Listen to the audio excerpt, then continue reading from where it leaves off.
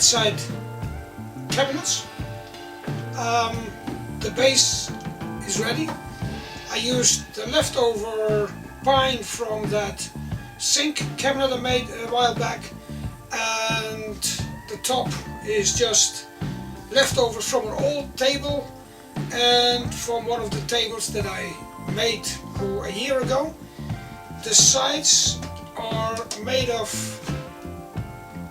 oak laminated particle board. So, and it was just enough to fill this. Now these cabinets are going to be painted dark grey, except for the top and the plinth and the drawer. But how we make the drawers and how we finish those, that you see in the next video. Do some woodworking, it's a nice way to spend your time. Do some recycling, it's an even better way to spend your time. And see you all soon in the next video when we finish these bedside cabinets. Uit de loop.